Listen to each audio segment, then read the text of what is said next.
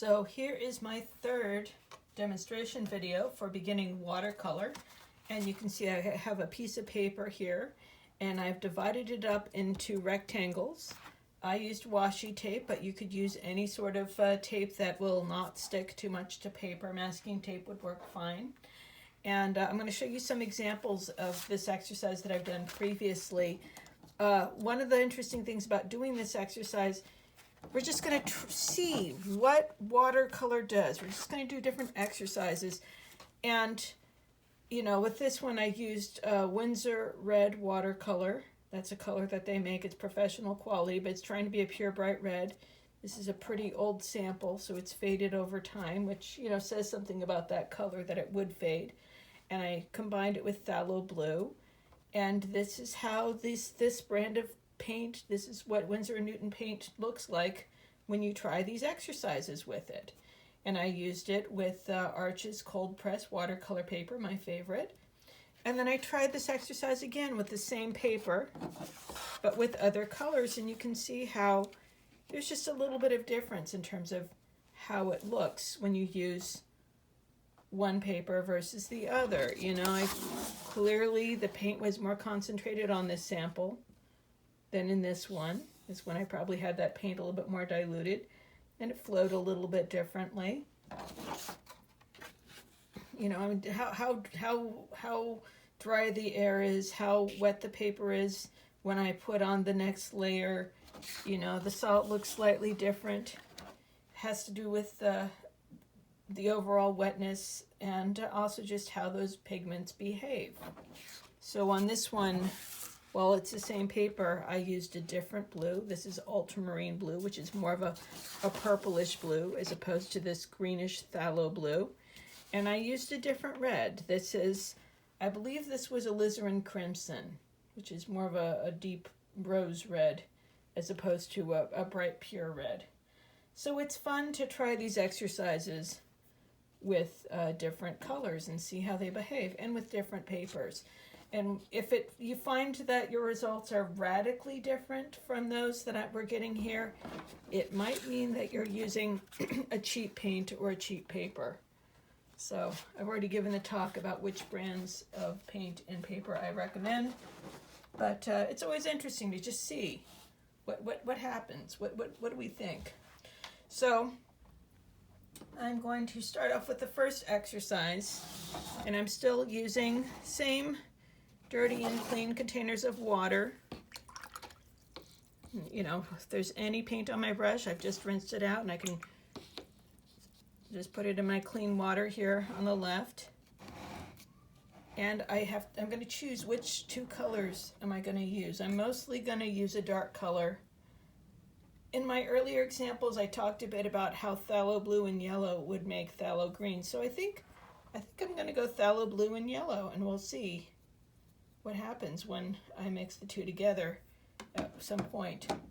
So first exercise I like to do is this is very similar to what we did over and over again with the palette in the last exercise. I'm going to put a bunch of blue on one side and a bunch of clear water on the other side. So I rinse it out. You can see it's a very beautiful, brilliant blue. Sometimes they call it this blue other names, kind of like the problem with Viridian and Emerald, how different companies call the same green different colors. Sometimes they call it intense blue or brilliant blue, but it's usually hiding somewhere on your palette because it is A, very beautiful, and B, inexpensive. So, you know, I've blended the two together, and we're just going to see what happens. How much does it flow? For my next exercise, I'm just going to race through these, and I can go quickly because these sections are being separated out with the tape. Got that one a little bit wet before I was ready, but it'll be okay. So the next thing I'm going to do is I'm going to dip my brush in my clean water, and I'm going to get this rectangle completely wet. I can see the texture of the paper, but it's also sufficiently damp. And now that I've done that, I can go straight into this palette. I'm using concentrated blue. If I wanted to, I think I will. I'm gonna dip and I'm gonna use my dirty water. It's okay because this is such a dark, intense color. So I've mixed a dark, intense phthalo blue. If you hear any noises, that's my kitty. I'm just gonna see what happens if I go touch, boop, boop, boop, boop, boop. Kind of a fun technique.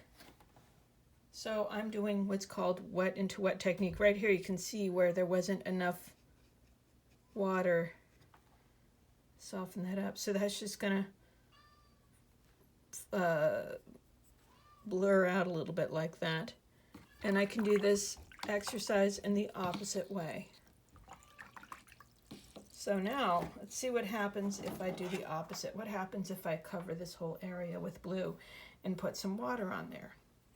Well, if I wanted to, if I have my eyedropper available, see this is a nice useful tool. I can put some water directly on my palette. So I've filled up that little area with some water. Let's make some more of this. Something really important to keep in mind is if you're going to fill an area with a single color, you really don't want to run out of the paint that you've mixed, right? So this paint right here has been diluted a little bit. It looks different than the paint over here. I've mixed this exactly the way I want it, I presume. I'm going to find out. Sometimes I will test. Usually I will test out a color before I apply it, but I'm playing fast and loose today. We're going quick. So I could have made that more intense, but it'll be fine. All right, so I've filled up this whole section with blue. Now what I'm going to do is I'm going to rinse out my brush. Put some clean water on there. And looks like I've got a little sprinkles of water on there already. That's okay. I'm going to do some more. So I can kind of push that blue paint out of the way with some little drops of clear water. So whenever you touch an area and lift it, you deposit a little water and you make a little interesting design. All right. So next one I'm going to do, let's see. I wanted to use some salt, but I don't see the salt. Oh, here it is. Cool. All right. This is a really fun one. So this is ordinary table salt. You don't need anything special. Oh, here it is. I see a puddle here. I can wipe the brush off with my fingers. I can dry it with a paper towel, and I can soak up any excess. So I just wiped it off here, and I can do it again over here. If I see any runoff, I can just dry it with my brush. Wipe it off. I could, any place where my paper is curling and everything's beginning to bead, I can do that. So I'm going to dip my brush back into my blue. I might add a little bit more, make a little bit more because I don't want to run out. And I want this to be fairly intense and dark. Just going to fill this whole rectangle here with phthalo blue.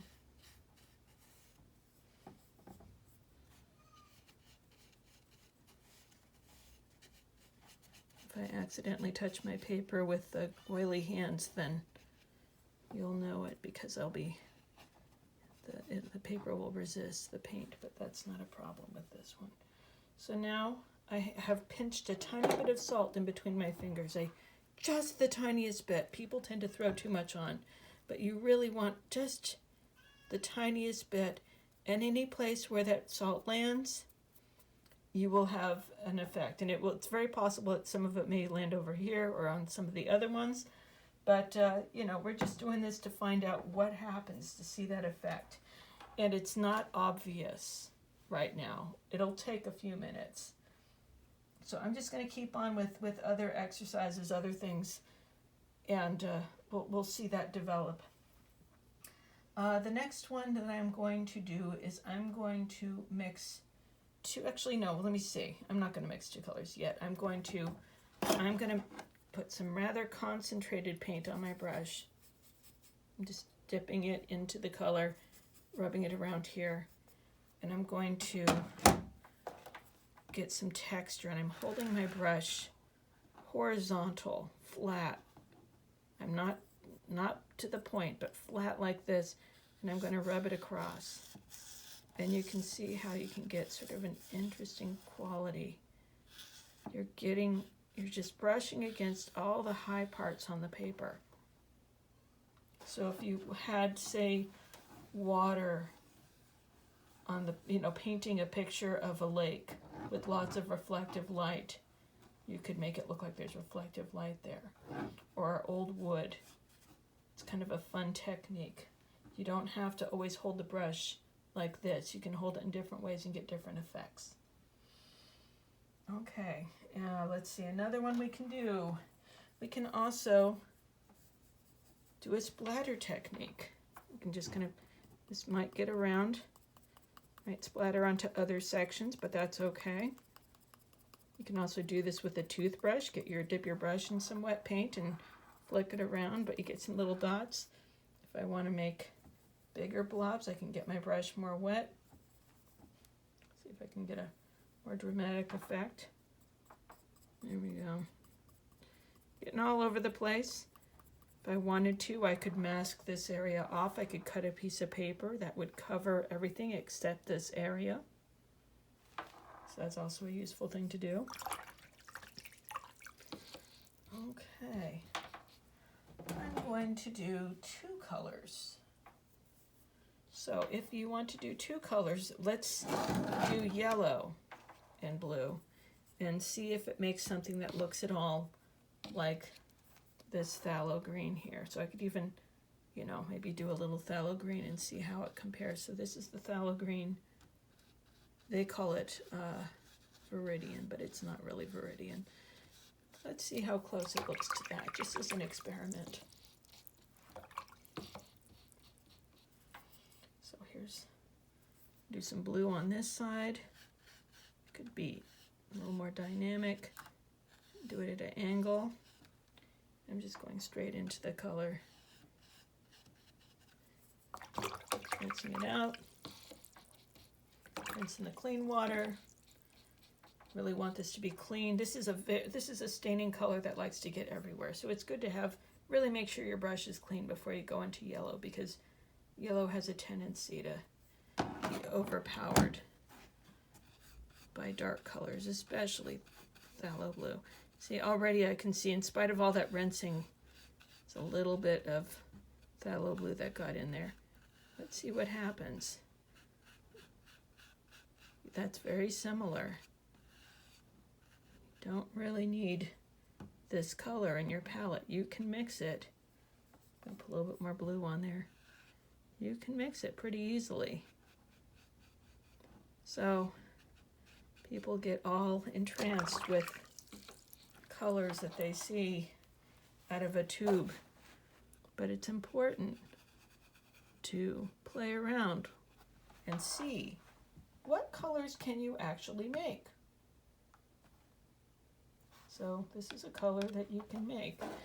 It's very convenient to have it here.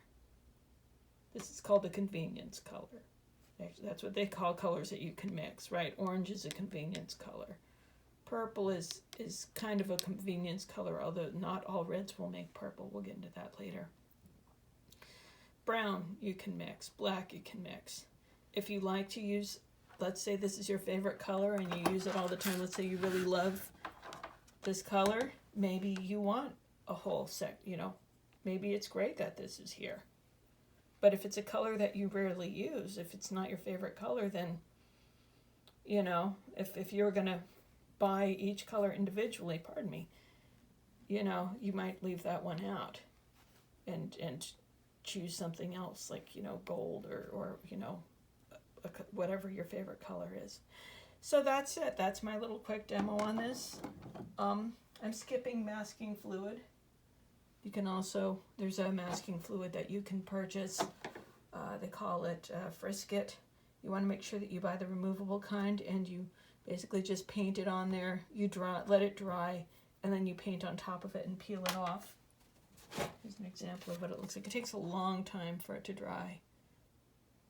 But here we can see the salt has done some special effects. Not too dramatic, but a little bit. You can see where the salt landed, but then when the salt dissolves, it pushes the paint away. So similar to the drops of water, but a little more dramatic. So that's kind of cool. So there it is, 4 different cool techniques that you can try and that you will hopefully apply in your own pictures in the future. Cool. Bye-bye.